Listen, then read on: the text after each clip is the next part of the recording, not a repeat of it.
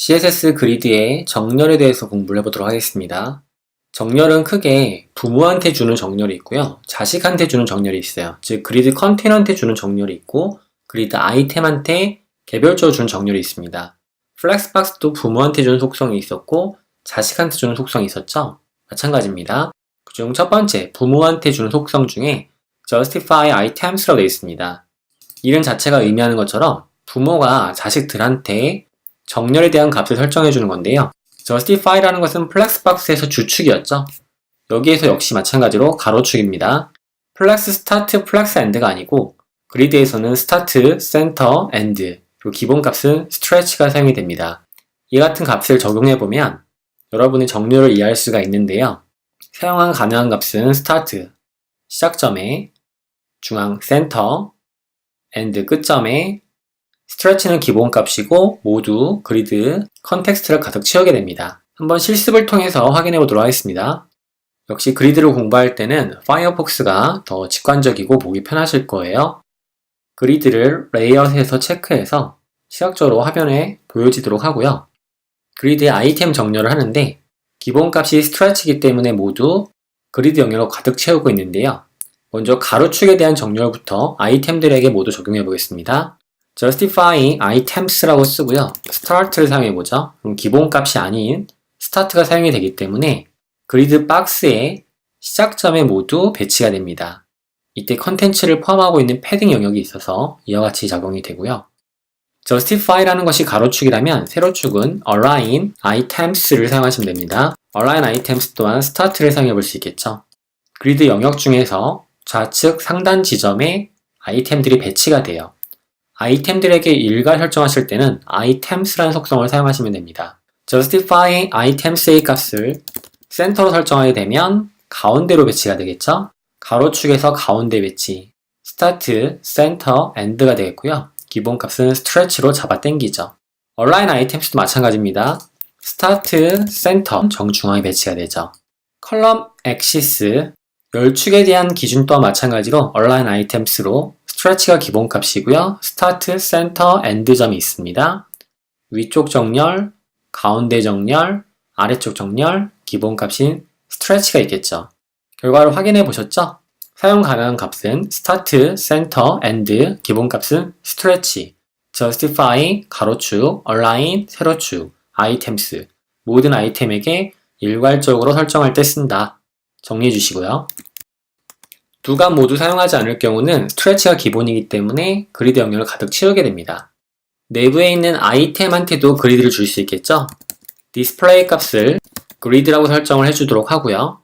justify 가로축 아이템의 위치를 센터, align items의 위치를 센터로 설정하게 되면 그리드 아이템의 가운데 컨텐츠를 배치할 수가 있습니다. 매우 손쉽죠? 플렉스박스랑 유사하게 구현되는 결과를 확인할 수 있고요. 그리드 컨테이너 영역에 width, height가 설정됐을 경우에 공간이 생기잖아요. 공간이 생기게 되면 justify content라는 걸 사용해가지고 아이템들을 일괄적으로 정렬할 수가 있습니다. 이때 start, center, end, stretch까지는 동일한데요. 기억나시죠? 플렉스에서 했던 space around, space between, space evenly를 사용할 수 있습니다. 예시를 보게 되면 그리드 컨테이너에 width 폭이 설정되어 있어서 그리드의 아이템의 총합보다 공간이 형성되어 있을 때 스타트라고 하게 되면 좌측에, 센터는 가운데, 엔드는 끝점에 정렬이 됩니다. 스트레치는 기본값으로 가득 채우게 되겠고요. 스페이스 어라운드는 양옆에 공백을 형성을 시키고요. 스페이스 비트윈은 처음과 끝은 벽에 붙이고 남은 공간을 나눕니다. 스페이스 이븐리는 모두 균등하게 분할을 한다고 플렉스박스에서 공부했었죠? 그리드 또한 마찬가지입니다. 역시나 align content, justify content가 가로축에 대한 정렬이라면 align content는 세로축에 대한 정렬입니다. 역시나 값은 justify content와 동일합니다. 세로축에 대한 정렬로 높이의 공간이 있을 경우에 start, center, end, stretch, space around, space between, space evenly를 사용할 수 있는 것이죠. 실습을 해보겠습니다. 그리드라는 컨테이너에 width와 height를 설정해보죠. width 80 램 800픽셀을 설정하도록 하고요. 하이트의 경우도 40 램을 설정해 보겠습니다. 그럼 다음과 같이 형성이 되는데요. 그리드를 켜보게 되면 현재 그리드가 아이템이 다 그리드로 되어 있죠. 디스플레이 그리드를 줬으니까 그중 우리가 살펴봐야 될 그리드는 최상위 그리드인 그리드 요소입니다. 이 그리드 요소에서 보게 되면 설정되어 있는 Justify Items, Align Items가 센터로 되어 있기 때문에 다음과 같이 설정이 되는데요. 기본 값인 Stretch로 보도록 하겠습니다. 그럼 다음과 같이 박스가 그려지게 되겠죠? 높이를 50램으로 설정해서 이 화면에서 보기 좋게끔 만들어 보겠습니다. 그리드의 아이템 정렬이긴 한데 아이템스들을 개별적 정렬하는 것이 아니고 컨텐츠로 정렬할 수 있다고 했었죠? 이때 공간이 형성됐을 때 가능하다고 얘기 드렸습니다. Justify 컨텐트 값으로 start를 입력해 보겠습니다. 컨텐트 값이 start이기 때문에 가로축에서 시작 부분에 컨텐츠가 정렬되는 거 볼 수 있고요. end라고 쓰게 되면 오른쪽인 끝점의 위치가 되겠죠. 센터는 가운데 되겠습니다. 스페이스 값을 사용할 수 있죠. space around, 그럼 양쪽에 공백을 가지게 되겠죠. 다음과 같이 말이죠. evenly랑 차이점을 보세요. 스페이스 evenly는 공간을 균등하게 분배하게 됩니다. between은 그 사이가 되겠죠. 그래서 1번과 3번은 벽에 붙고 그 사이 나머지 공간을 나누게 됩니다. align 컨텐트도 마찬가지죠. 스타트 지점에 놓게 되게 되면은 스트레치였던 것들을 모두 해제해서 상단 부분에 그리드에 박스를 배치하게 되고요. 센터의 경우는 가운데 배치가 되겠습니다. 그리드한테는 고정되어 있는 위드 하이트가 있기 때문에 이와 같이 가운데 컨텐츠를 배치시켜 주는 것이죠. end는 아래쪽이 될 것이고요. 역시나 space, around, between, evenly 모두 공백을 세로축 방향에서 결정을 하게 되겠습니다. 이런 경우에 쓰는 것이 align content, justify content로 justify items와 align items랑은 사용하는 목적이 다릅니다. 이 값이 설정되어 있지 않으면 다시 모두 stretch로 설정이 되겠죠. 자, 이제 부모한테 주는 건 다 알아봤어요. justify items, align items, justify content, align content. 이 중에 with, height에 설정에 따른 공백에 따른 정렬 부분은 컨텐트로 설정한다. 아이템에게 일괄적으로 start, center, end 점이라든가 stretch를 적용하는 것은 justify items, align items, items라는 속성값에서 적용할 수 있다. 자, 여기서 중요한 거는 일괄 적용했잖아요. 개별 적용도 가능하겠죠. 그러기 위해서는 각각의 아이템의 설정이 가능한데요. 이때는 자기 자신을 가리키는 self라는 단어를 사용합니다. justify self, center. 그러면 1번 박스의 경우는 다른 박스와 다르게 자신 혼자만 가로축으로 가운데 배치가 될 것입니다. 다른 박스와 다르게 가운데에 정렬이 되죠. align, self 값 또한 center를 사용하게 되면 다른 박스와 다르게 자신 박스 혼자만 배치가 되는 것을 확인할 수 있습니다. 플렉스 박스에서도 이러한 셀프 값을 사용할 수가 있었죠. 이와 같은 방법을 사용해서 나머지 아이템도 각자 자신만의 정렬을 할 수가 있어요. 보다시피 아이템 1, 2, 3, 4, 5, 6을 각자의 justify, self, align self를 사용해서 정렬이 가능한 것을 여러분들이 확인하실 수 있습니다. 정리해 보도록 하죠. 그리드 컨테이너인 부모한테 설정 가능한 속성들은 다음과 같습니다. 디스플레이 그리드, 인라인 그리드, 그리드 템플릿 로우스, 그리드 템플릿 컬럼스. 명시적으로 행과 열의 개수를 설정할 수 있었죠. min, max, repeat 함수를 사용할 수 있었습니다. 그리드 템플릿 에어리어스 기억나시죠?